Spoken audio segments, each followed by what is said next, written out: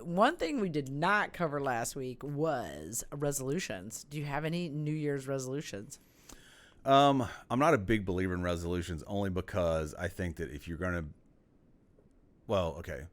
I think that they serve a useful purpose. I think any action towards self-improvement, regardless of when it's taken, is good. If January 1st is when you decide to take action, awesome. But I think that if you're going to make a life change, you really should make it as soon as you possibly can. It can be in July, August, whatever, just do it. Resolutions, though, boy, we're already pretty healthy, pretty active. I think as I get older, I probably need to be a bit more active. So, yeah.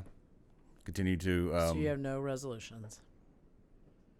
I Not totally do you have any? busted. Well, last year I was trying to do one where I read a book a month or something. I totally failed that. Yeah, I don't know. I try. Yeah, that's a great one. I started out the first of the year. I was pretty good, and then I think you need to be reading at least a book tanked. a month.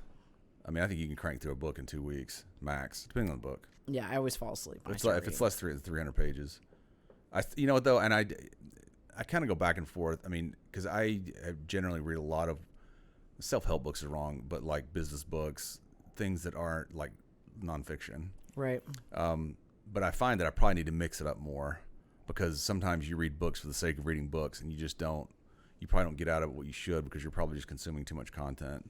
Gary Vaynerchuk talks about that a lot. He goes, "Stop listening to my podcast and go do something."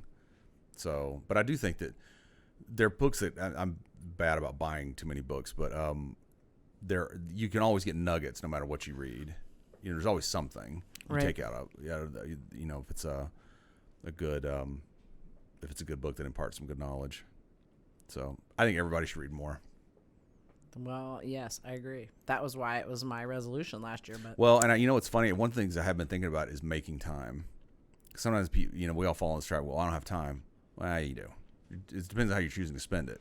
Right. You know, how much time, I mean, like how much time do you spend on social media or whatever, watching woodworking videos, and you should probably read a book, you know? So. That's going to be your resolution, is to build me stuff this year. How about that? I'll come up with a resolution for you. I'm going to. I mean, just. My resolution for you is that you build some woodworking item every quarter. That's easy. Okay, every two months. No, honestly, the difficulty is just the tools. I mean, I just rent the tools and stuff. It's not hard actually doing it. I mean, it doesn't look hard. You spend some time splitting it and planing it and gluing it, and then you plane it and sand it.